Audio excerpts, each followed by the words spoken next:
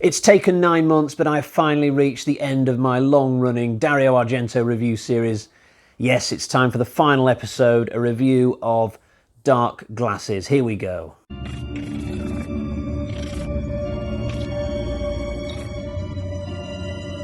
Hi guys, so before we get into it, the customary reminder that you'll find all my other Argento reviews in my Argento playlist. And this will be a non-spoiler review today. This is pretty much a brand new movie. You may still inadvertently learn things you didn't want to know, but the biggest reveal of all, i.e. who the killer is, because this is a giallo film, I will definitely not be giving that information out. So I think you'll be safe for the most part. I'm glad this is a giallo, by the way. It feels very appropriate that Argento end his career with the type of film that made him famous in the first place. Much better this than, say, Dracula 3D, regardless of whether you personally found any merit in that film.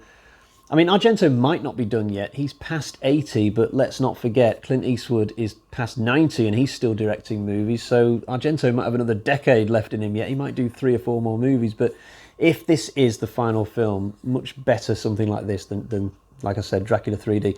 So to give you an idea of the story for this, we've got a killer running around Rome killing prostitutes because clearly he's got something against that occupation, but he botches his latest job. This woman he attacks gets away, not without injury. The killer manages to blind her in both eyes, but he takes great offence in the fact that he couldn't kill this woman outright. So for the rest of the movie, he's going after her to try and finish the job, and he'll kill anybody who gets in his way.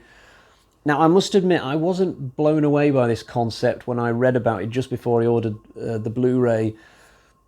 It's hard enough for even able-bodied protagonists to get away from giallo killers, usually in these movies. So the idea of a blind woman trying to survive a giallo killer for an entire movie, I mean, obviously Argento was going to find a way for this woman to survive for most or all of it anyway, but still, I can't say I would have been rushing to put this one into my checkout basket had it not been an Argento film. The story of how it came to be is quite cute. Supposedly, Argento finished the script for this and then just put it in a drawer for years on end because for whatever reason he couldn't make it or didn't want to make it. And then quite recently, at some point in the last 2 or 3 years, Asia, his daughter, went to his house looking for some notes for some memoir she was making or something. She was digging around in a drawer, came across the script for this film, Dark Glasses, read it and thought to herself, wow, my dad's got to make this. It's a really, really good script. Why hasn't he made it already? So they had a little conference and the seeds were planted and the film ended up getting made, and Asia even starred in it. She's not got the main role in this, but she does have a relatively big part. I think this is like her 6th time now starring in one of her dad's movies. But what did I think about it? I will keep you lingering for only 4 more seconds.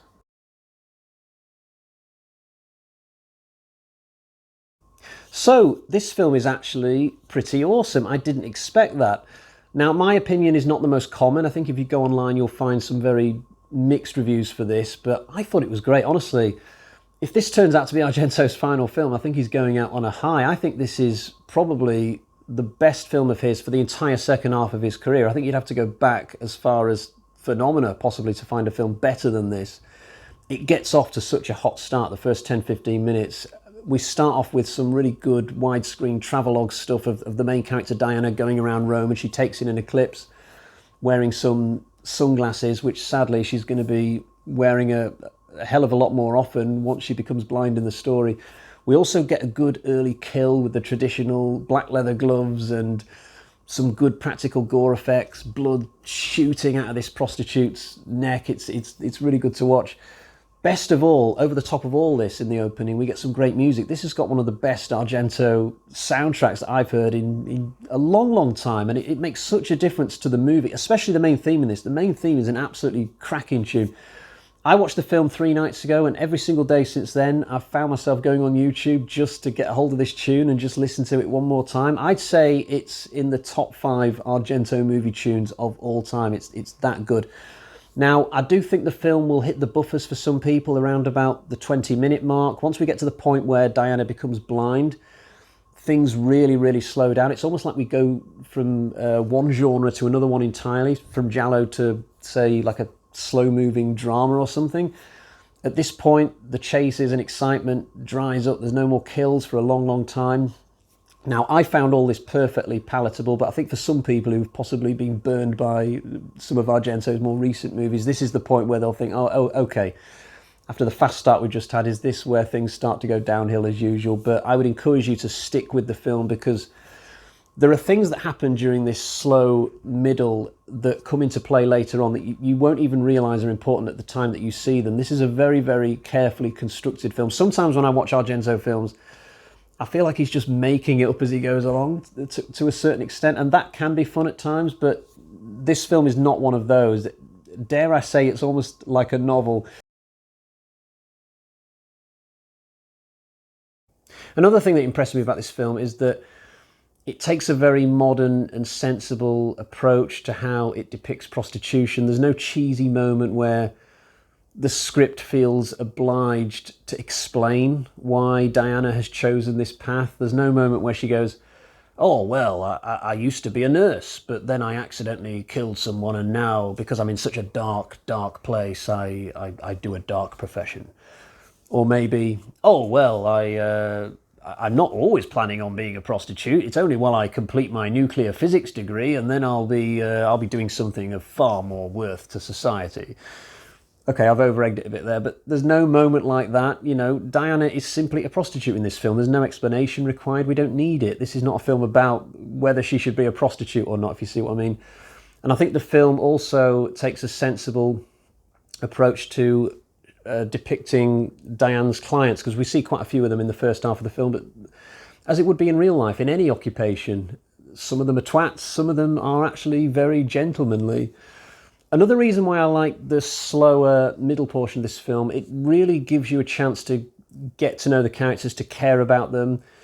So Diana, the Chinese kid, who I believe is actually called Chin, and Rita, played by Asia Argento, the three of them, by the time we get to the racier final act, I really cared about all three of these characters because we've had that slower portion of the film. And the last half an hour of this is very exciting. Most of it takes place in the countryside at night. There's some great chases. There are lots of different sections to these chases, but none of them feel contrived. There are no moments where I feel like the film is cheating just to keep the story going, if you see what I mean. No outrageously lucky moments where the characters get away from the killer or something. There's one particularly great horror moment which just really took me by surprise. I'm not going to spoil it, but wow. All I'll say is it's got a bit of a reptilian flavour to it. I'll leave it at that. Or should that word be amphibian? It's one of those two words, and my English isn't good enough to know which. But what a fantastic moment for the film. I think the killer in this is quite strong. We don't find out too much about him, but he's certainly very intimidating, both before and after we know who it is. He's much better than the killer from the most recent Argento Giallo film, the one that was actually called Giallo. The guy in that film was way too much in your face as you were watching the movie. I think if the guy from Giallo had been in this, this would be a much lesser film. Now, in terms of the ending, I'm not going to spoil what happens. I'm not going to say who lives and who dies, but it's quite an interesting ending. It's very random. It sort of reminded me of No Country for Old Men. This idea that the fates of people are not necessarily good or bad. They can sometimes be just very grey. And when I think of the final scene in this film and who's left alive and what becomes of them, I had to sort of think as to whether this is an ending that these characters would think is good, or whether it's an ending that they would be more unsatisfied with. I think it's good when a film can make you think like that. I'm glad, by the way, that Argento gave the Rita role to Asia, and he didn't give her the Diana role. I kind of feel like I've gotten to know Asia Argento across the course of these movies over the past 6 months when I've been going through them in sequence.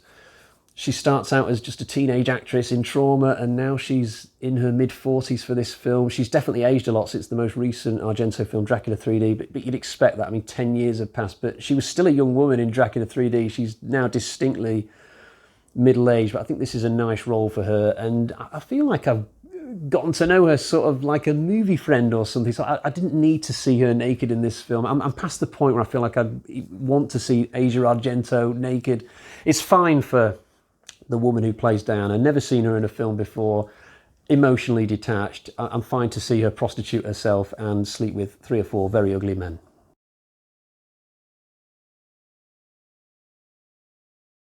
So before I give you my score for this film, I'll show you the version of the film that I have. Here is my Blu-ray of Dark Glasses. No, I have not lost my mind. This is actually the film. It's just in Italian, Occinali Neri. This was not an easy film to get hold of in the UK, and I must thank Andrew at the YouTube channel Grumpy Andrew's Horror House. He didn't tell me about this personally, but I found this out from watching one of his videos, his review actually of Dark Glasses. You can't get this film in the UK at the moment. I had to go on the Amazon website, not Amazon UK, Amazon Italy. I had to go all the way to the checkout, trying to understand Italian and failing miserably, and somehow trust that I was pressing the right buttons. I was just praying basically that the website is a copy of Amazon UK but in Italian. I had a very nervous few days waiting to see if the film would actually arrive. I hope so, because I spent something like £19-20 on it, something like that. But it did turn up, and I was also relieved that there were no Brexit charges, because I've been avoiding buying films from Europe or anywhere overseas really since Brexit. I've heard horror stories in the news about people who bought things and they've been given really huge charges by couriers and postmen and stuff. But thankfully, nobody came to the door with this and said, that'll be a £66 extra surcharge, please. There was nothing like that. But I'd also like to point out that you don't have to get the film this way if you want to watch it, because if you have a Shudder subscription, I think the film is coming to Shudder this October, so that might be the cheaper version of watching this film rather than paying £20. So there we have it when it comes to that. I'll now quickly go to the Bag of Terror and we'll see what sort of score I'm going to give this film. So we've got 1, 2, 3, 4 bloody axes out of 5. An excellent film for me. This is a fantastic end to this review series. I am really, really pleased with this film. This is absolutely staying on the shelf. I will definitely rewatch it in future whenever I'm going through a whole bunch of Argento films.